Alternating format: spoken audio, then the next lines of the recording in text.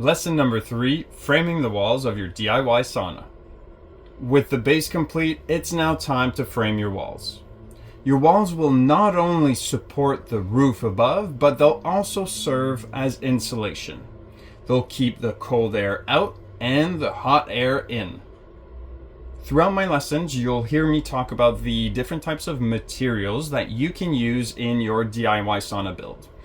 For example, the interior of the sauna should always be some sort of a rot-resistant wood, so cedar, hemlock, or aspen. But of course, you want to stay away from the pressure-treated lumber since it releases off gases. But when it comes to the framing of the walls, you can use regular 2x4 pine. And that's because there's a separation between the intense heat and humidity through the wall paneling, so your cedar. Then you want to add an air gap, and you want to add a vapor barrier that will separate your studs from the interior of the sauna. So for all of the framing and for the roof, same thing, you can use regular 2x4s or 2x6 lumber.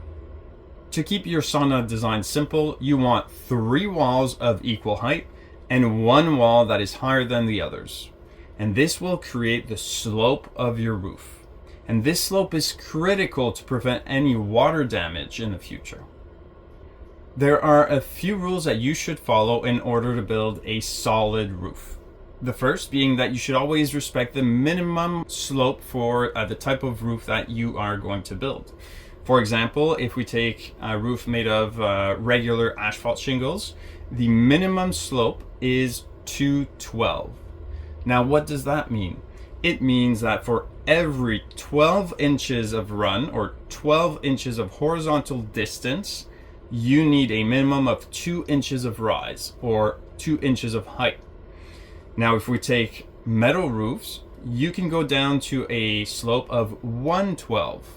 Now, that's only if you use 24 gauge metal roofs or if you add plywood as underlayment for your metal roof. Most metal roofs sold at big box stores like Home Depot or Lowe's only sell metal roofs that are 26 or 28 gauge. And so you'll definitely want to add plywood, 1/2 inch plywood at a minimum under the metal roof. And in both cases, you'll want to add flashing and underlayment under the roof shingles or metal roof paneling. For those of you who are new to framing, you should always follow the same standards as you would when you would be building a regular wall for a house or any type of structure. First, you want to measure the studs. And the way that you want to outline the measurement for the stud is that you want to take the entire height of your wall, and then you want to remove the thickness of your bottom plate, your top plate, and your second top plate. So the bottom and top plates are used to nail the studs together, and the second top plate locks in all the walls together. Now, another thing that you should add to your wall is either for the front and back or side to side walls, you should add a double stud at each end. And that will allow you to have more nailing surface when you are locking all the walls together.